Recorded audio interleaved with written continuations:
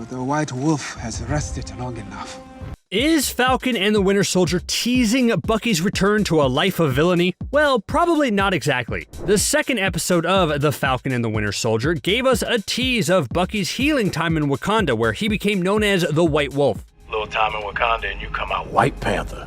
It's actually White Wolf. Interestingly enough, the White Wolf character in the comics is one of Black Panther's biggest villains. So why would the MCU choose to give Bucky that name? Today's video is breaking down everything we know about White Wolf from the comics and how the MCU can adapt that with Bucky's current character arc.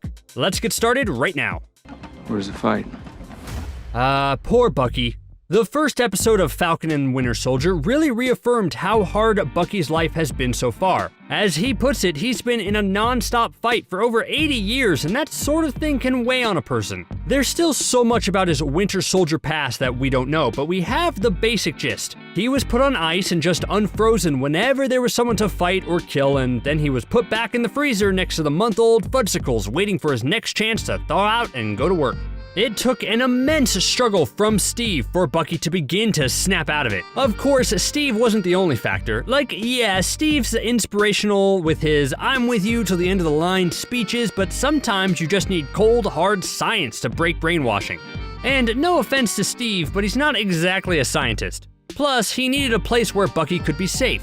Because he was the world's biggest assassin for like 80 years, there weren't a lot of places that would be willing to take Bucky in to help him. And that's what led Bucky to Wakanda, where their advanced technological marvels and minds were the best chance to break the immense control Bucky was under, as well as having a leader that understood that Bucky needed help rather than to be punished. Because Bucky knows he needs to change. He even volunteers to be frozen again until Wakanda can figure out a solution. So let's be real here. How long do you think it took Shuri to find an answer? 1, maybe 2 days? Alright, fine. Maybe it was harder than that, so I'll say 3 days tops. I'm sure you did your best.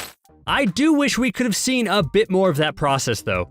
As it unfolds in the films, we first see Bucky being taken to Wakanda. Then the next time we see Bucky, he's mostly better. I want an in-between clip that shows Shuri trying out a bunch of new techniques on Bucky's brain. Is that too much to ask for? But as we know, Shuri was able to help Bucky.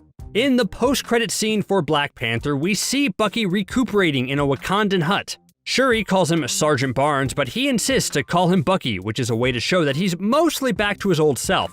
He's even dressed in solid red and blue, which is a subtle tease to his taking over the Captain America mantle in the comics. But then there's a bit of a swerve. In Infinity War, Thanos is coming, knocking on Earth's door, looking for a fight, and they need Bucky. T'Challa says that Bucky may be tired of war, but he's rested long enough. They give him an awesome new vibranium arm that's probably decked out with some cool special features like a snack department and the ability to turn into a Swiss Army knife. Okay, how much for the arm?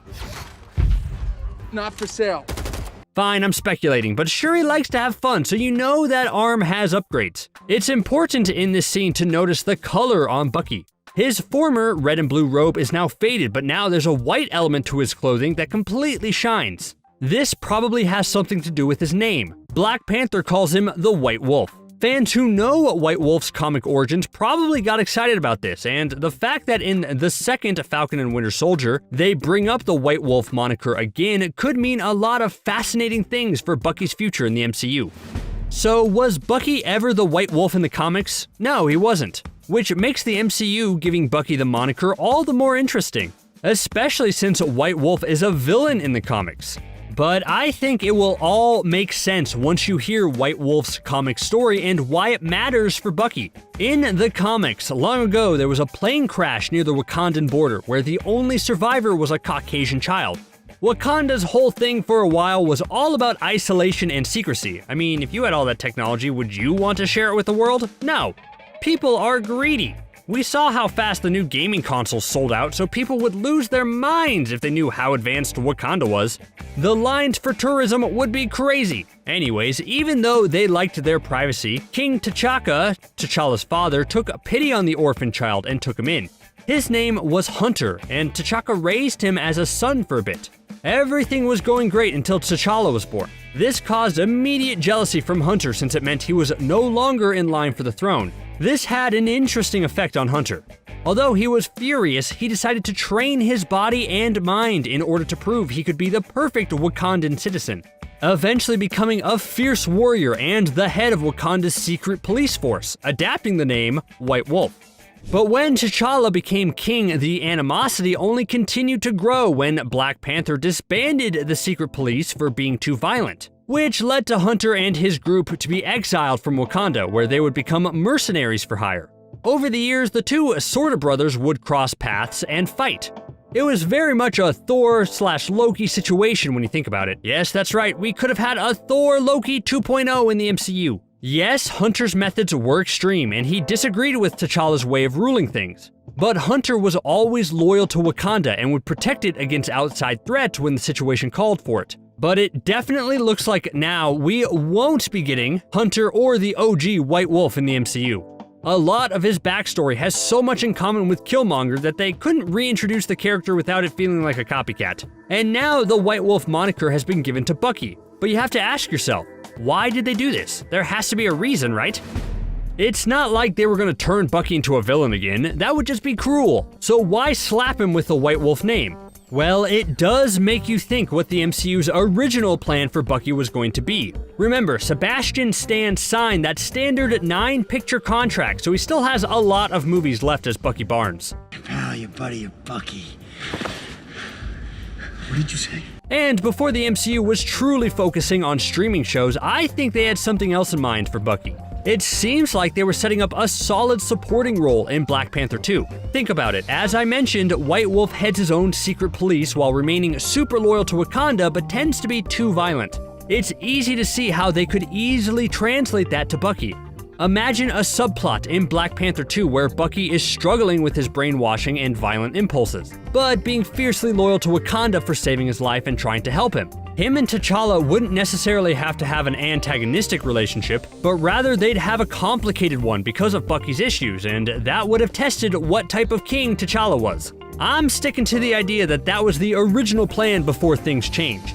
Maybe the MCU realized a Falcon and Winter Soldier TV show would be better for the character overall and they shifted gears. Of course, with the tragic passing of Chadwick Boseman and the statement that they are not recasting T'Challa for the sequel, does open up some exciting possibilities where we could still see Bucky as White Wolf.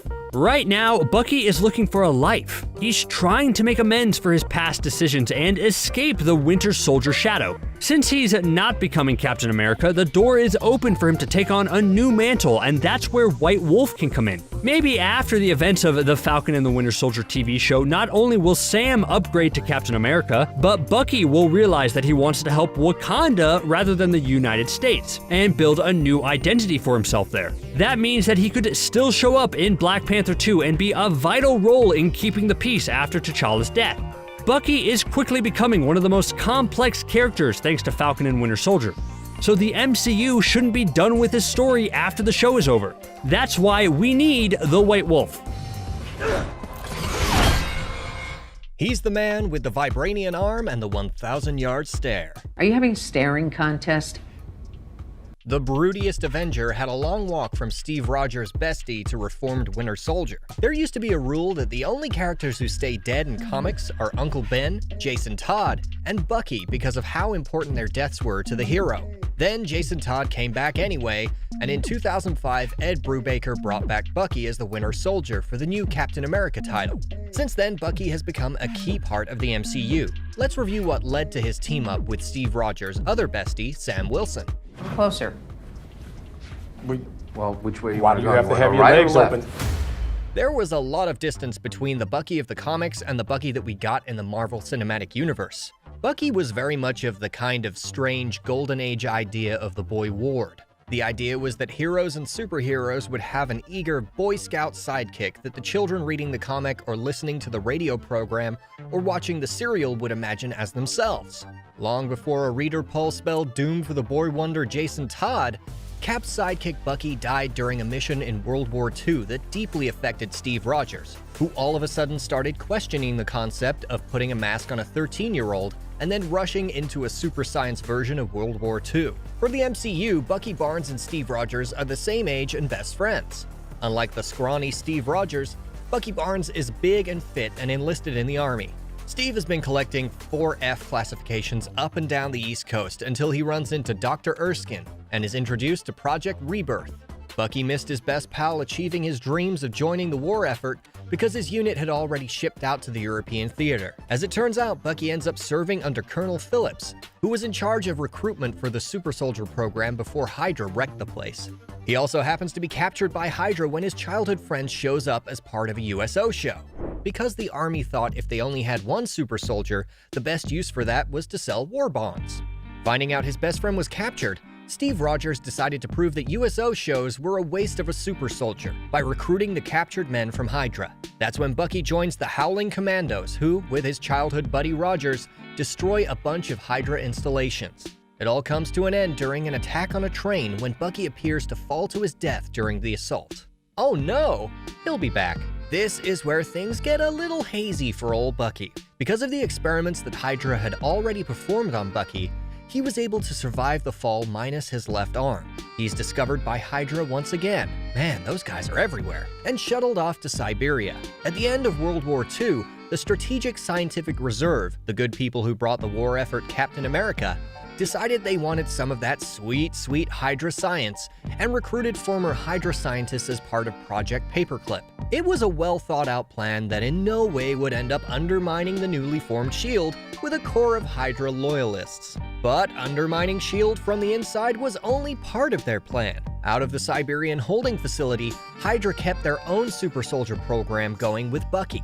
Replacing his left arm with a robot arm, they managed to create a super soldier out of Bucky. Knowing how hard it is to just get one super soldier, they decided that letting theirs age normally while not out killing people was a waste, and would put Bucky on ice when not out on a mission. To ensure Bucky killed exactly who Hydra wanted dead, they programmed Bucky with a set of key phrases making him compliant. Unfortunately, he still gets to remember all of the things they sent him out to do. And they sent him out to do a lot. In his new role as the Winter Soldier, he becomes a sort of boogeyman among the super spy community as the superest super spy. Not that he was totally alone as the mysterious figure with super soldier serum coursing through his veins.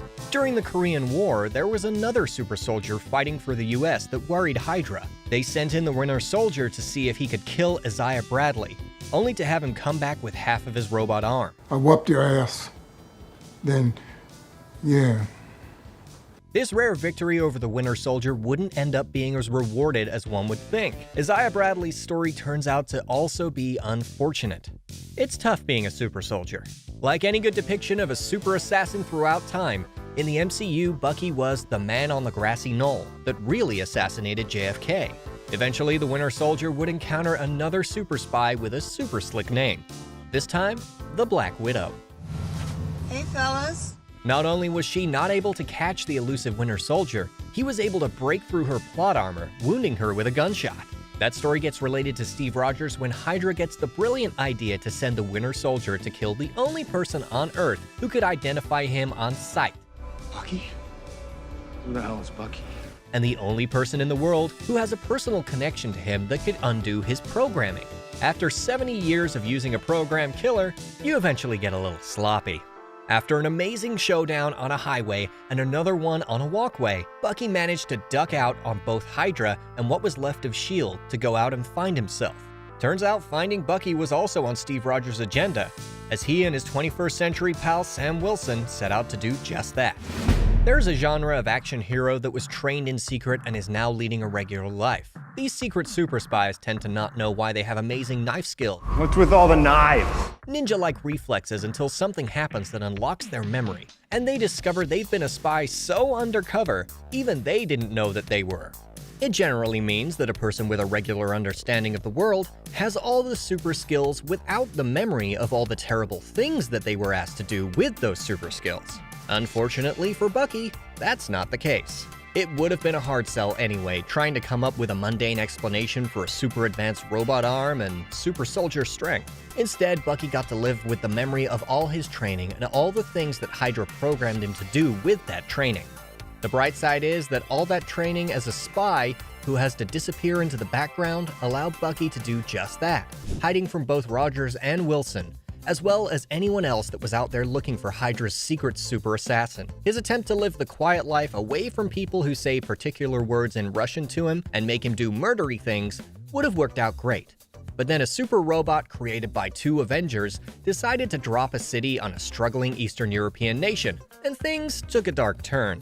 Baron Helmut Zemo lost his family in the Sokovia event from Age of Ultron, and held superheroes in general and the Avengers specifically for that loss. Being not only a Baron, but an EKO Scorpion agent, Zemo knew a thing or two about how to destabilize governments, or organizations specializing in counter-Hydra activities, when Sokovia was still a place. At the center of his plan was to let Tony Stark know that not only was Bucky responsible for the death of his parents, Rogers knew it and didn't say anything. Did you know? Instead of just sliding into Stark's DMs with the news, it involved an increasingly complex set of events that started with framing Bucky for the death of King T'Chaka of Wakanda. Did there need to be another high-profile attack to make a super assassin that's been active since the 1950s a wanted man? Maybe not, but it certainly upped the urgency. This ended up pitting Captain America, who believed there was still good in his old friend, against everyone else, further complicating a divide that already existed over putting the Avengers under the control of the United Nations. Once Bucky was captured, Zemo added another layer of complication by triggering Bucky's Winter Soldier programming, pitting him against half of the Avengers again. But the half that was on Captain America's side included Wanda Maximoff, so they had a lot going on. Zemo's increasingly convoluted plan worked gangbusters. Tony Stark and Steve Rogers were Splitsville. Rogers, Wilson, Romanoff, and Maximoff went on the run. Sharon Carter went into hiding. Apparently, since the sorcerers didn't invite her to the final Thanos send-off party, she almost missed out on that sweet pardon after getting Sam and Steve their toys back. I also took the wings for your ass so that you could save his ass from his ass. It's alright. She doesn't seem bitter about that at all. Buck decided that if someone just had to say a list of Russian words to him in order to make him into a compliant killing machine, he was better off on ice. So Rogers leveraged his new friendship with the King of Wakanda. Luckily for Bucky Barnes, Wakanda turns out to be a technologically advanced oasis, hidden away from the rest of the world, with just the technology to not only deprogram Bucky, but also give him a new Vibranian arm, and the role of White Wolf, an outsider with a debt to Wakanda that can be called upon to help the nation should it be needed. That time came when Steve Rogers brought yet another Avenger that needed the help of the super advanced nation after they fixed Barnes and Agent Ross. Barnes took part in the defense of Wakanda from Thanos' forces, only to end up turned to dust when that defense didn't go as planned. After the snap, Bucky came back and joined the final throwdown with the rest of Wakanda, earning him a pardon and allowing him to return to Brooklyn 80 years after he left to fight World War II. Who says you can't go home again? Look, up in the sky. It's a bird. It's a plane. It's a man in a bird suit acting like a plane. And it's full of spoilers. Up to the 5th episode of Falcon and the Winter Soldier, of course. While Falcon and the Winter Soldier hasn't been the mind bender that WandaVision was, it's still been packed with exciting action, as well as its own personal stories, and a deep bench of Marvel characters and places, and some places that are characters. In all the hoopla over who will be the next Captain America, quietly and loyally, Joaquin Torres has been waiting in the wings to become the next Falcon. Get it? Waiting in the wings? You get it. You might be forgiven if you've forgotten about Joaquin Torres from Falcon and the Winter Soldier. In the first episode, he was the super eager liaison between Sam and the military that was hiring Sam out for sensitive operations where an Avenger might be less messy than a country's military force. Just like Captain America in The Winter Soldier, Falcon started his adventure jumping out of a plane and beating up Batroc the Leaper. It seems like his big move really is kicking. The leaping is just the way he does it. You'd think it'd be more menacing to be Batroc the Kicker. It's all about branding, people. Torres was the man on the ground for that mission and could not have been more enthusiastic. I mean, he literally cheered Sam on. Torres also filled the role of that one nephew that knows the internet. He's the one that alerts Sam to the Flag Smashers and the way they've been using the internet to organize. When he takes computer work to field work, he ends up getting worked over by the Flag Smashers' super soldiers. After that beating, we didn't hear much from Torres while Sam and Bucky tracked down Carly and the Flag Smashers by enlisting Baron Zemo. encountering a now very bitter Sharon Carter who has a lot going on. We don't see Torres again until Sam and Bucky finally have to take Captain America's shield away from John Walker after he proved he couldn't be trusted with it. In the process, Walker used his own newfound super soldierism to rip off Falcon's wings. In the aftermath, Torres gave Sam the news that Uncle Sam was stepping in after their proposed flag bearer went all berserker rage in front of a bunch of cameras. Taking back the shield that Steve gave Sam, he left behind his broken wings, telling Torres to keep them. There's a reason for fans to be excited that Sam's eager beaver military pal got a pair of broken wings. Torres' comic book counterpart has his own winged history. There are already some key differences between the Joaquin Torres and Falcon and the Winter Soldier and the Joaquin Torres of the comics. Growing up next to the border, Torres was a Samaritan who would give water and supplies to refugees crossing the border when he was caught up by the Sons of the Serpent. Everyone's gotta have a gimmick. As a prisoner of the Sons of the Serpent, he was experimented on, as is the custom. Torres' mad scientist was named Carl Malice, and in a refreshing change from people chasing Project Rebirth, Malice's experiments had a more Island of Dr. Moreau theme. He was splicing humans and animals in the hopes of getting superpowers out of them. You know, as you do. The animal that was destined to be Torres' DNA partner was none other than Redwing himself. In the comics, Redwing is an actual falcon instead of a drone, so that makes a lot more sense. Not that Redwing is any ordinary falcon. For starters, Redwing and Falcon share a telepathic bond. Not in a crazy pet owner way where your shut-in friend insists they can understand what their cat is saying, but in a Red Skull used the Cosmic Cube and ended up giving Redwing powers kind of way. This telepathic link was also transferred to Torres as well as a pair of organic wings. When Misty Knight got Sam to free the captives being experimented on in his new role as Captain America, most of the people lost their animal powers. All except Torres, who also got super healing. What made Torres so special? Well, it turns out Redwing was also kind of a vampire after an encounter with Baron Blood, because why not? The name Eagle Fang doesn't sound so silly now, does it? While it does seem like there'd be enough time for Torres to get kidnapped and experimented on with a vampiric telepathic falcon, he did end his appearance in episode 5 with Sam telling him that he could keep the broken wings as a despondent Sam Wilson walked off with the shield. So far, the MCU's Torres has shown himself to be at the very least computer savvy. Sam wasn't eager to let Torres work on Redwing because when the military worked on Redwing, he wouldn't work right. Probably because the tracker they installed didn't work well with the Stark tech. But it did imply that Torres has a tinkering streak to him. For Sam's part, it seems like Bucky has called in a favor, asking Io if Shuri and the Wakandans might be able to whip up Sam a new flying Captain America suit. What that will look like we'll have to wait until the finale on Friday, in the most frustrating cut to black since Please Stand By. But that means that Sam has a new set of wings, so even if Torres is able to fix the old ones, he doesn't need them. The final episode is shaping up to be a barn burner. The Flag Smashers have teamed up with Batroc the Leaper. John Walker has started fabricating his own mighty shield. Sam and his new Wakandan gear and Bucky are heading to New York, where the Flag Smashers hope to block the vote on an act that would make people displaced by the blip even worse off. Look for Torres to provide more than ground support. Though he's still not likely to get any vampire falcon powers, it'd still be pretty cool. I'm not gonna talk about it anymore.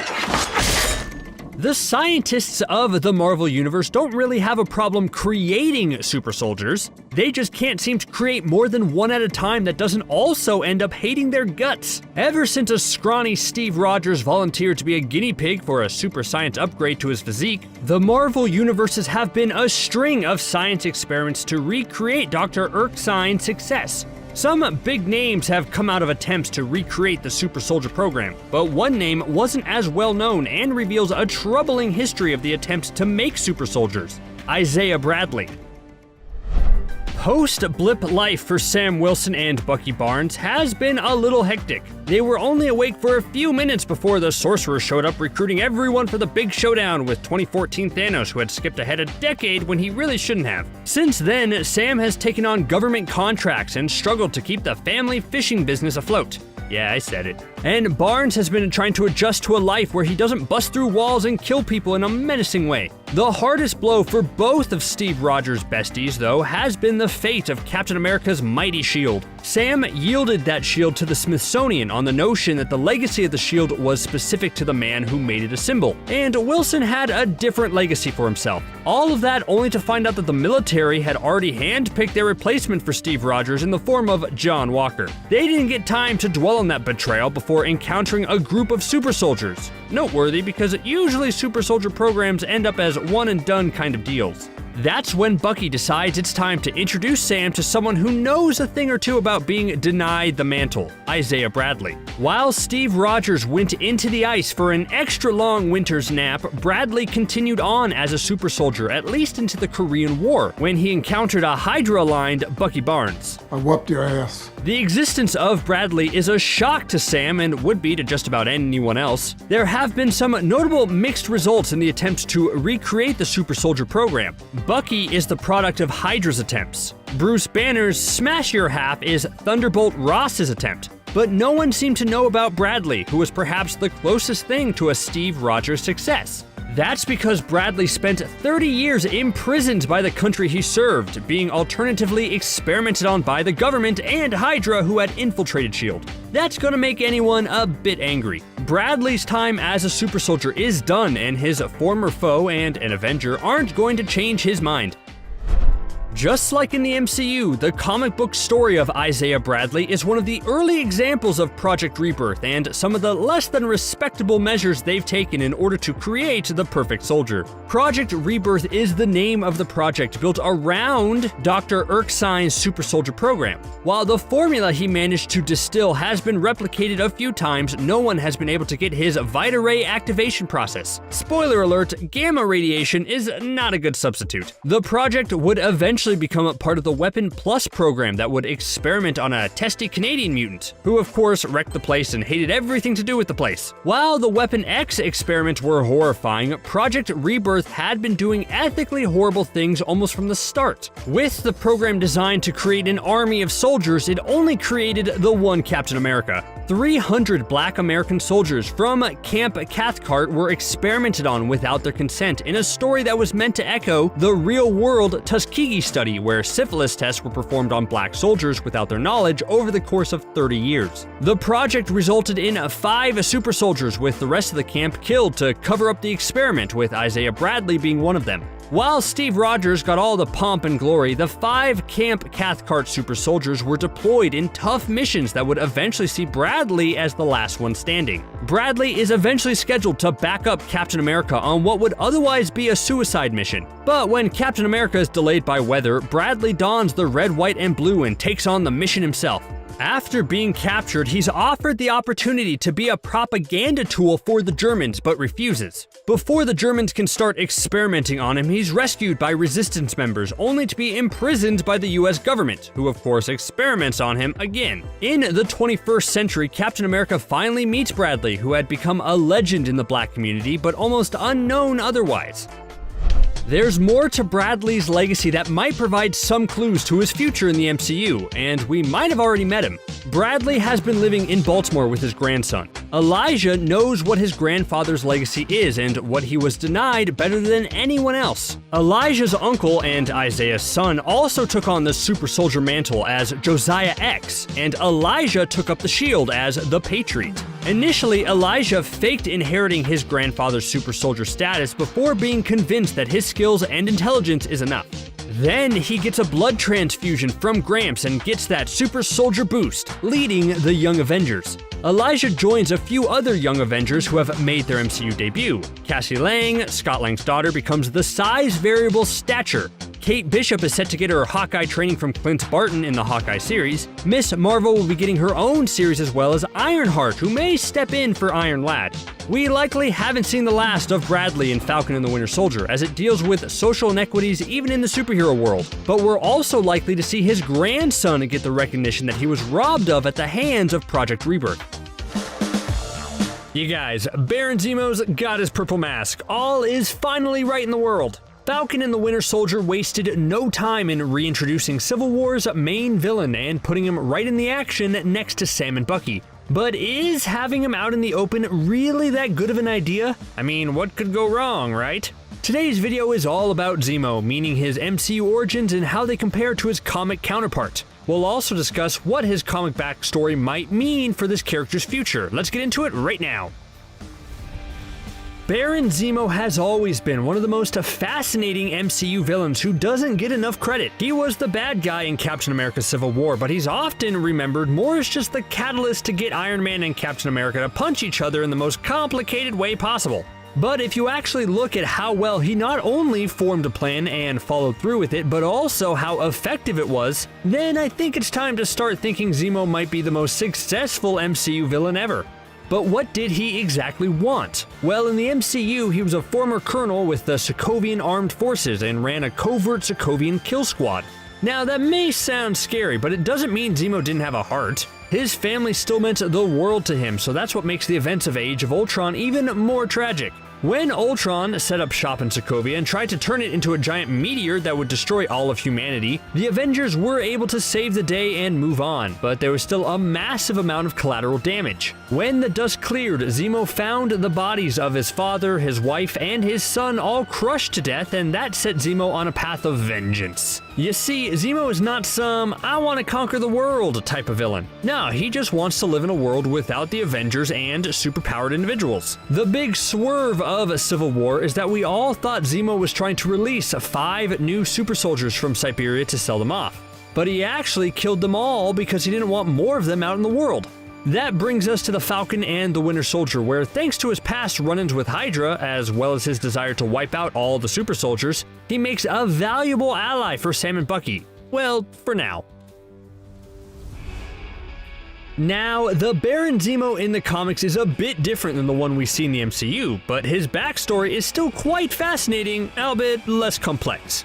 Comic Zemo comes from nobility and a long line of previous Zemos who all grew up believing in the ideals of a master race, and that his line deserved to rule the world. His ideals always put him at odds with Captain America, whom he wanted to destroy but never could. He also wears that signature purple mask for a reason. Early on in his life, a fight with Cap went wrong and he fell into a vat of Adhesive X, which disfigured him.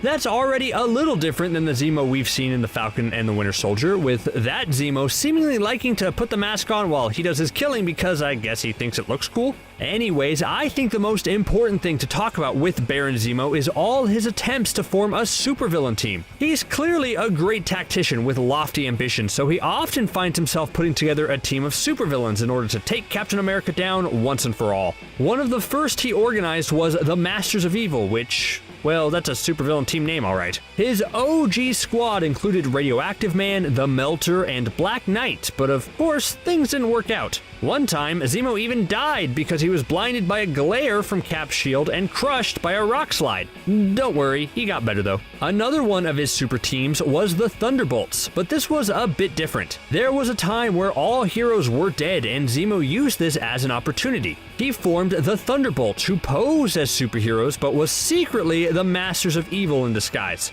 They would go around pretending to be heroes in certain situations, but then do things like gain government secrets and sell them. It's these team interactions that could shape where the Falcon and the Winter Soldier show is going.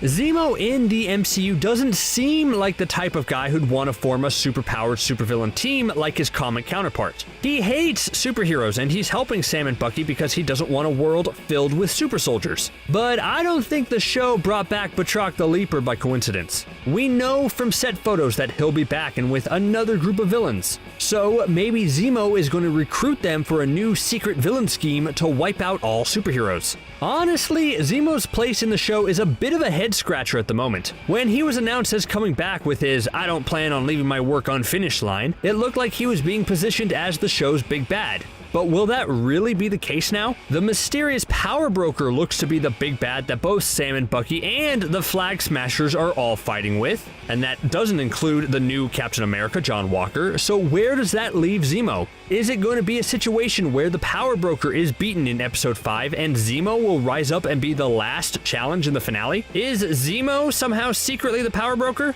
I mean, that seems super unlikely, but it's gotta be someone we know at this point, right? And Sharon's too obvious. Will Zemo be killed with a bit of a redemption arc? Or will Zemo just nicely go back to jail after they stop the super soldiers? Yeah, I don't think that last one is likely, especially now since he's got his beloved purple mask back. Whatever Zemo does though, I hope we can see him dance some more. That was an episode highlight. Battlestar, John Spartan. Battlestar? Stop the car! Who is Battlestar? Pro wrestler? Political freedom fighter? Power broker disciple? Taskmaster protege? Lamar Hoskins is a dark hero worth investigating, as the new Captain America's sidekick may be more important to the future of the MCU than you think. You're up. Copy that.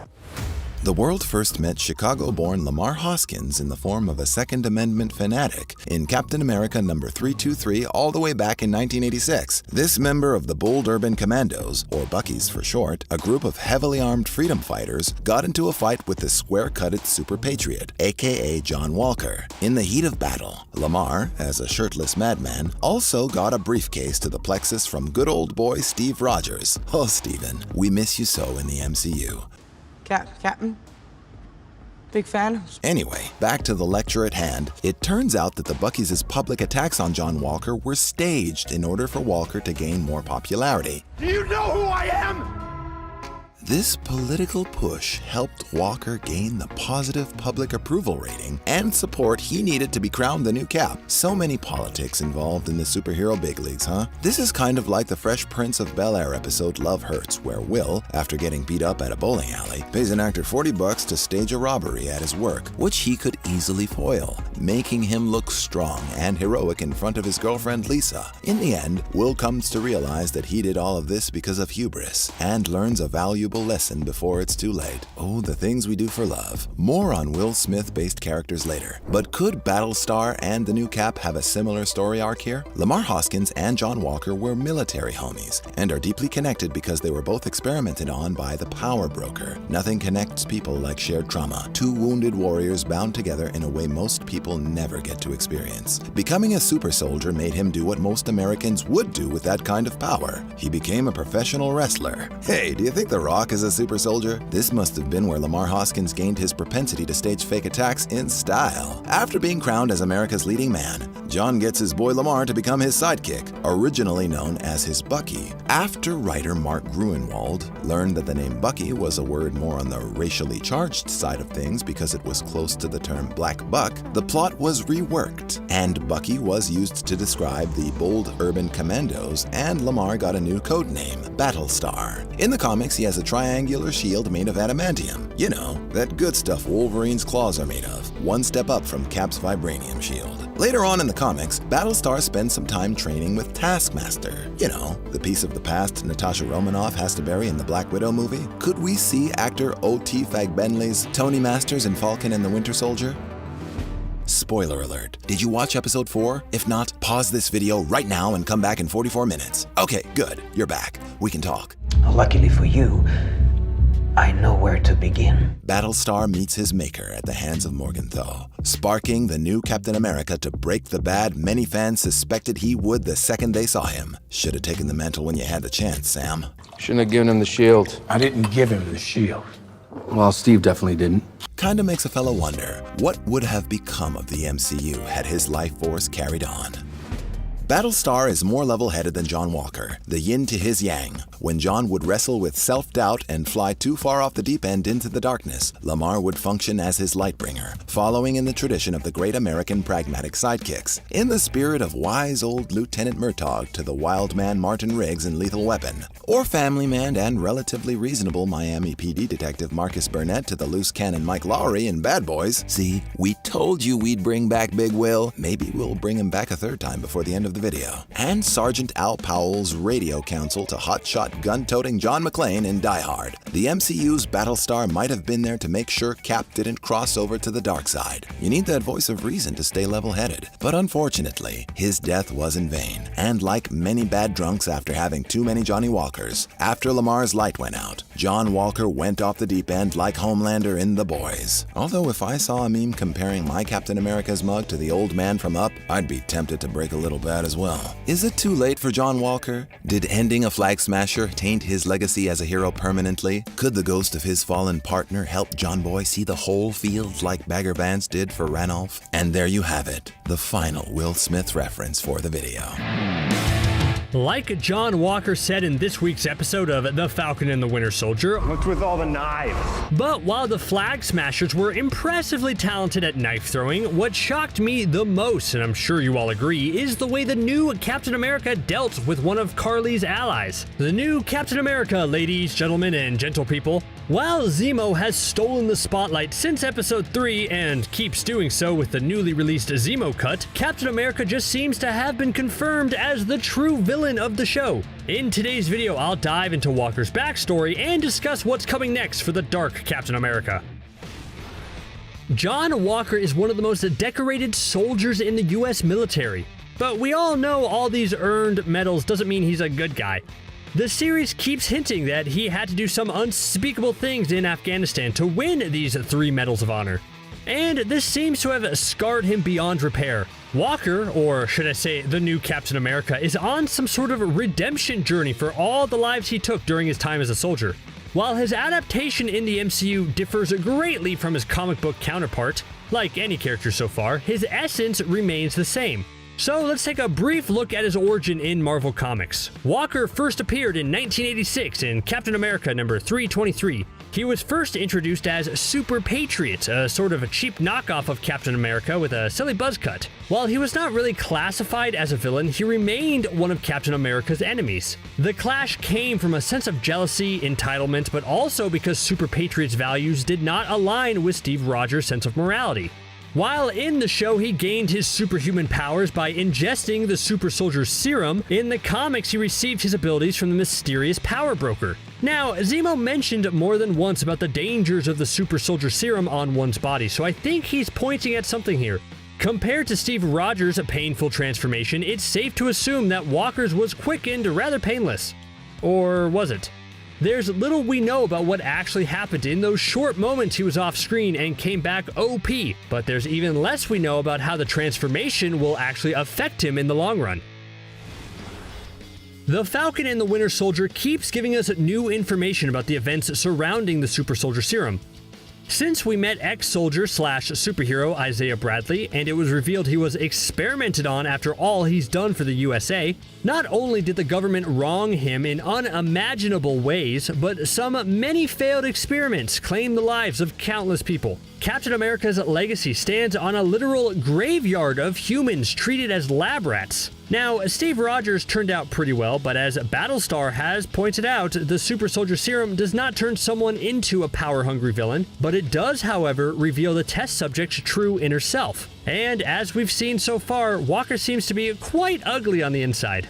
The super soldier serum he took must have let all his inner demons loose. While Walker and Rogers are not totally different, there are key differences that could just turn him into the next big villain.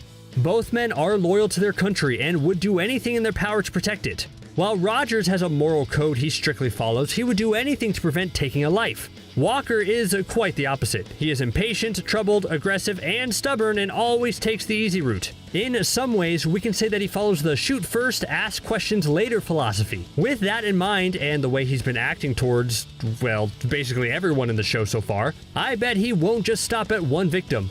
With Sam and Bucky having freed the mastermind Zemo, Walker will probably blame them for Battlestar's death, but also the Wakandian who interfered in his affairs because he obviously thinks he rules the world.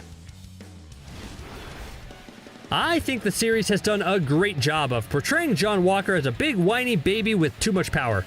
Walker is an opportunist, and while Battlestar's death clearly triggered him in so many ways, it was not the catalyst to him taking the super soldier serum.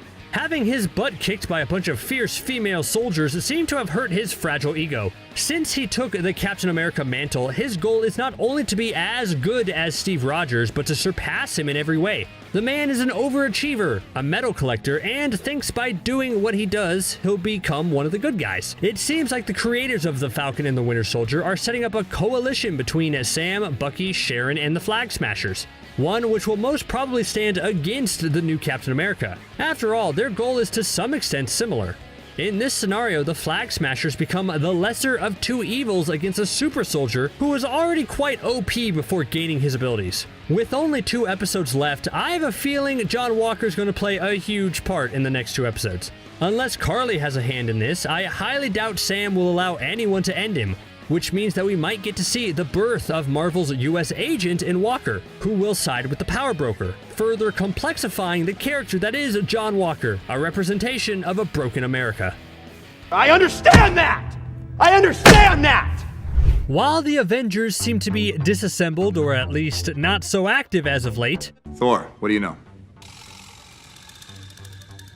the Dark Avengers are about to rise, with John Walker, aka Captain America, well, not anymore, slowly losing his mind after his violent actions were streamed live online. Okay, that's enough. There's something dark brewing. The secretly empowered super soldier refuses to back down, and with the help of the mysterious Contessa Valentina Allegra de Fontaine showing up, he might have just found the support he needs. While his goal is not totally clear, Valentina might just announce the return of Hydra. Hail Hydra. But also the assembling of the Dark Avengers in the MCU. Saying that a lot went down in this week's episode of The Falcon and the Winter Soldier is an understatement. John Walker got the beat-up he deserved. Sharon Carter is conducting shady affairs with Batroc. Bucky has been unusually flirty. Don't flirt with my sister. Isaiah Bradley revealed all that was done to him, and Zemo is about to be sent to the Raft by the Wakandans. But within all this madness, one thing stood out over anything else: the introduction of Contessa Valentina Allegra de Fontaine. I don't like to repeat myself, so you can just call me Val. Played by actress Julia Louis-Dreyfus. The cryptic lady, who looks like a supervillain straight out of a comic book, seems to be there to recruit John Walker into some kind of mysterious initiative. Strutting her way in high heels towards Walker, she shows him that she knows way too much about Captain America's S.H.I.E.L.D. legal ownership and leaves him a blank card to contact her, or actually hinting that she will be the one doing the call. Her arrival in the MCU strangely coincides with Walker getting a raw deal from the country that, as he states himself, You built me.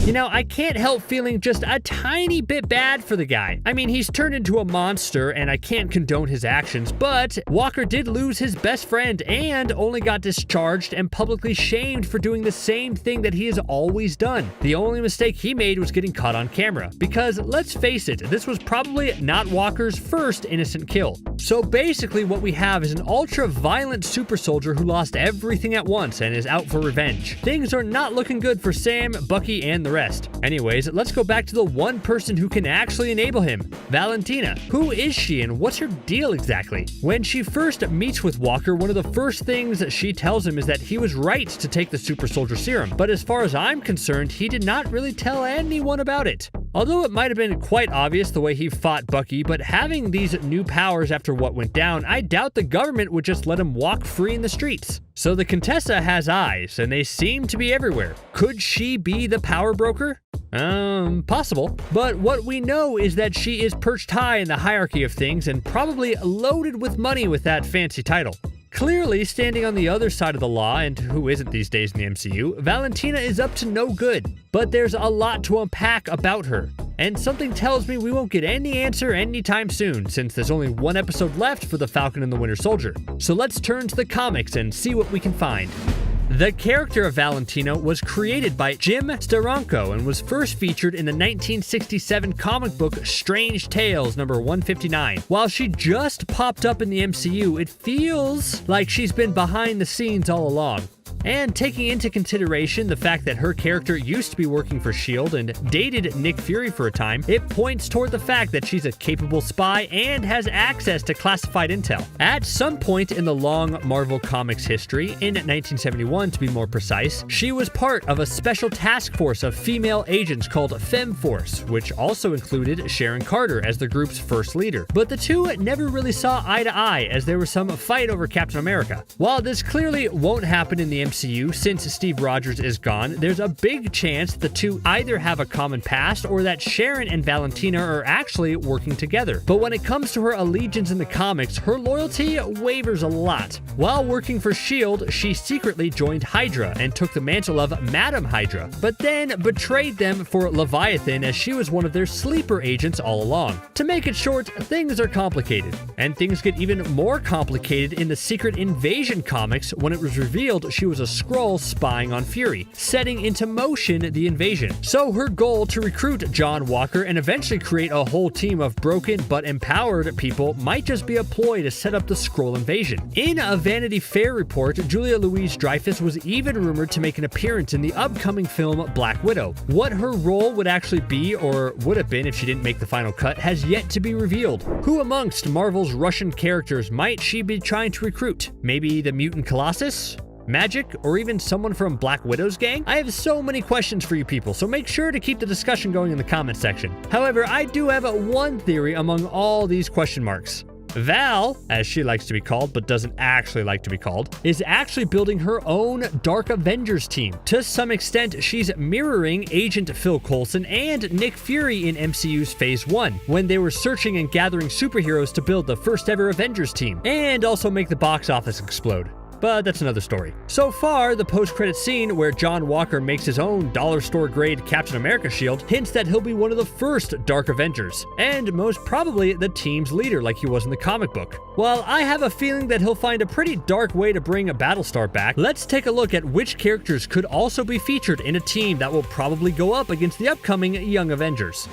Now, I'm pretty sure that the Dark Avengers will be led by John Walker, but what's an Avengers team without their Iron Man, right? In Spider-Man Homecoming, it was revealed that the Avengers Tower has been bought, but we never really had any confirmation about who purchased it. 2 years later, in Spider-Man Far From Home, we got a glimpse of the tower being remodeled, while again never seeing what replaced the Avengers logo on top of it. Reddit user BrokenEye3 believes that the answer lies in the video game LEGO Marvel Superheroes 2, where the tower is now owned by the Oscorp company. In the comics, Osborn becomes the founder of the Dark Avengers, as well as one of its members under the Iron Patriot mantle. If the theory that Ned will become the Hobgoblin is true, the MCU might just present Osborn as skipping his Green Goblin phase and go straight to the Iron Patriot one. After all, the USA is trying really hard to come up with another superhero mascot, and that could just do the trick. Now let's take a look at which characters, besides its two leaders, could form the first Dark Avengers. Most of the Dark Avengers are equivalent to the ones we've met so far in the MCU. The first member of this Dark team is Hawkeye's big brother, Charles Barton, who goes by the alias Trickshot. And just like his little brother, he is a master archer. Guess it runs in the family. The next on our list is Toxidoxy, who sometimes cosplays as the Scarlet Witch, but is nowhere near her level of powers. She's a scientist with telepathic powers, but can also alter bones to diffuse impact, and has a neurotoxin in her blood, allowing her to poison and paralyze her opponents. Superia is the dark counterpart of the soon-to-be-introduced Miss Marvel. Her powers are pretty much what most strong superheroes have, like superhuman strength, durability, the ability to shoot energy blasts, and she can also fly. Since Wolverine hasn't appeared in the MCU yet, Gorgon might only show up later on in Phase 5. After he was resurrected, he gained powers similar to Wolverine, which makes it really hard to re-kill, as his regenerative healing factor's off the charts just like Logan's. Finally, the future Dark Avengers team will feature the Hulk-like Scar, who has studied under Bruce Banner and could make for a great addition to the She-Hulk series as Young Avengers Gone Dark. The Dark Avengers are a complex group of people who have been cheated by the system, like John Walker, and could bring even more nuance to the MCU when it comes to the good versus evil archetype. You can hear the echoes of Revolution ringing in MCU's post-blip world with the Flag Smashers, as even Sam somewhat agrees with their mission. The arrival of the Dark Avengers, who will most probably be presented as the New Avengers, will announce a new world order, one that will stand as the Young Avengers' main antagonists. Sounds pretty cool. Smiling Tiger.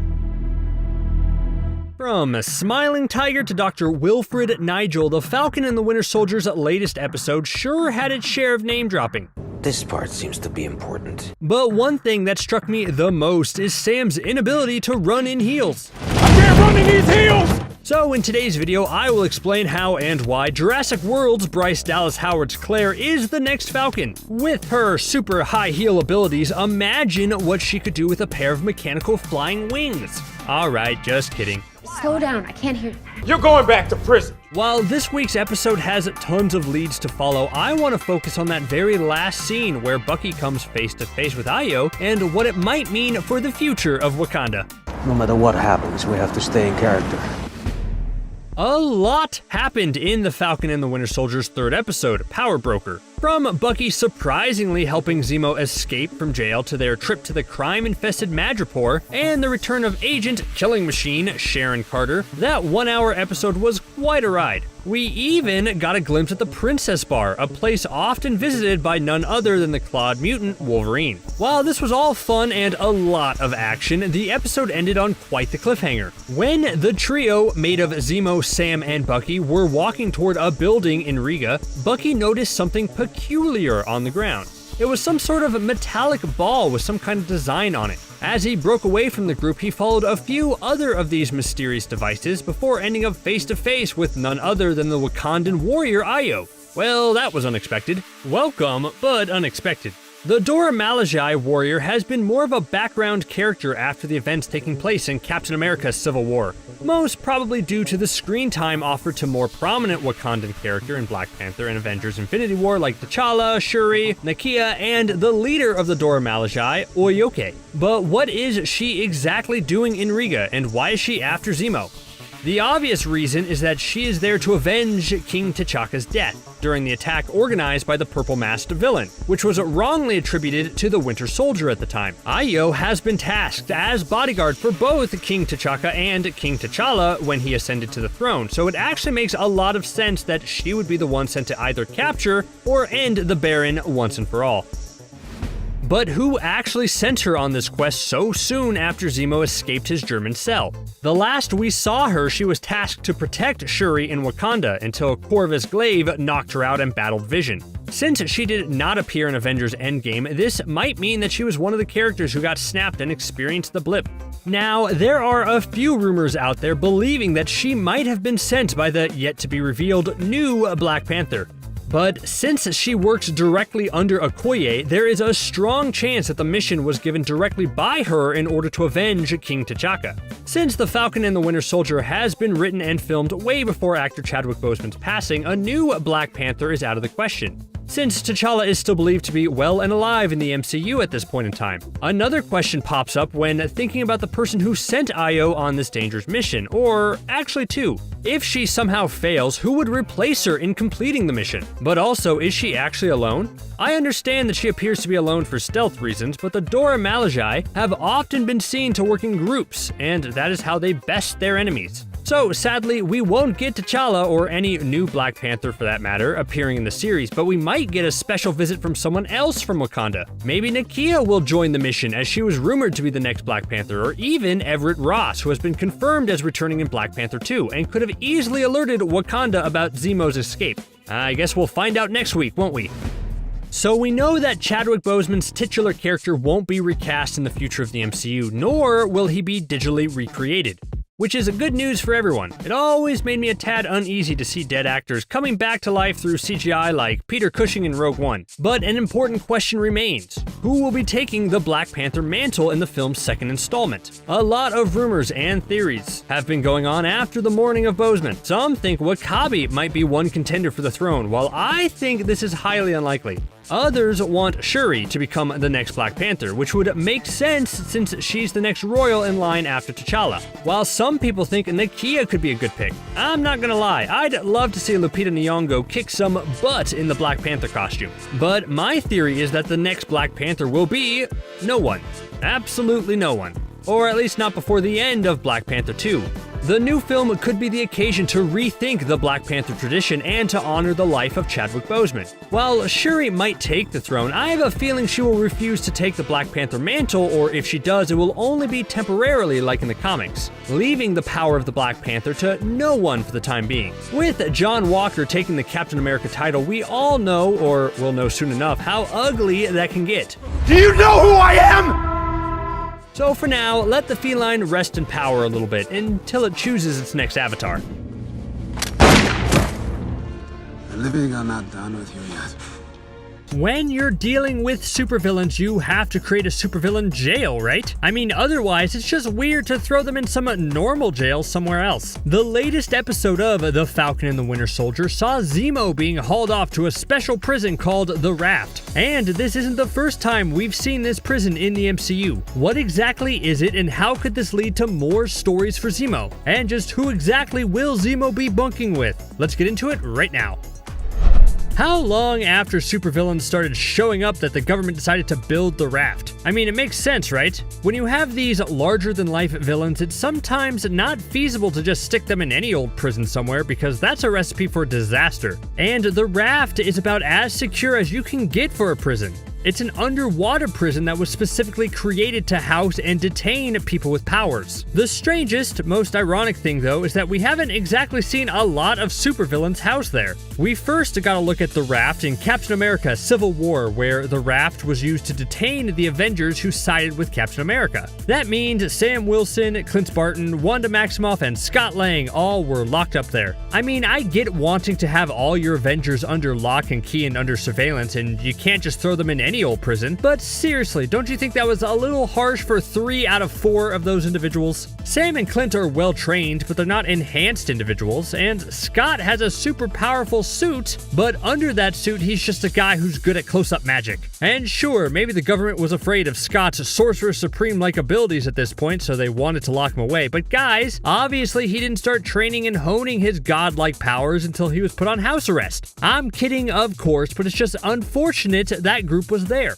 Wanda, on the other hand? Yeah, this is the type of location that's built to contain her, but we're just lucky she wasn't as grief-stricken yet and turned the whole Raft into a sitcom. Though that does sound awesome. Anyways, the Raft is a legit supervillain prison, and I guess any major supervillain with enhanced powers who's still alive at the end of their movies would go here. You know, as long as you weren't a Spider-Man villain, I guess. But what's fun is that Civil War isn't our only mention of the Raft. It was actually used heavily in the Netflix Marvel TV shows. Luke Cage mentions that he sent his half-brother to the Raft. And then in Jessica Jones, when Trish Walker turns to the dark side, she's eventually sent to the Raft as well. Now, because those shows were canceled and are very iffy on whether they're actually part of our MCU, we'll most likely never see this resolution. But it looked like the Netflix shows were setting up some type of villain gathering at the Raft. That would have been cool to see, don't you think? So with the Raft slowly gaining more and more prominence in the MCU, what can we expect to see from the super prison going forward? Is it just going to be a place to put expensive guest actors who need to be kept out of sight until they're needed again? Or could we be setting up something bigger? Well, there's a few comic options here. One fun storyline in the comics is that Otto Octavius, in the body of Peter Parker at this point, blackmails J. Jonah Jameson and gets full ownership of the Raft facility. No longer a prison, the Dr. Octopus Spider-Man turns it into his own personal headquarters and renames it Spider Island 2. Now, I know this is impossible, but how about an adaptation of that where Tom Holland's Peter is suddenly given ownership of the Raft? Think of the shenanigans that would ensue. Okay, fine. While that's not likely, there is another more feasible possibility. In the comics, the Thunderbolts program is mainly run from this facility, which allows criminals to go on missions for the government to reduce their sentences. They must have watched Suicide Squad.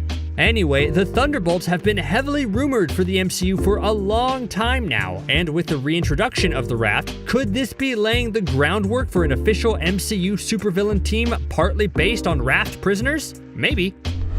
Because should we read anything into Zemo being transported to the Raft at the end of episode 5 of The Falcon and the Winter Soldier? Right now, that seems like a tremendously odd choice. So he started off the series in a pretty normal government jail, and he was just a super smart dude who hated super soldiers. And then Bucky broke him out of jail, faced no repercussions, and then Zemo became almost buddy-buddy with Sam and Bucky. Then the Wakandans showed up demanding he be handed over, which made a lot of sense. Zemo was responsible for the death of King T'Chaka, so it would make sense that since Zemo was out, the Wakandans would want to bring him back to Wakanda to answer for his crimes. But then Io mentions that they're bringing him to be imprisoned at the Raft. Isn't that strange? Why would the Wakandans show up to basically bring Zemo to another US-operated prison, this time for supervillains? Shouldn't he go back to where he was?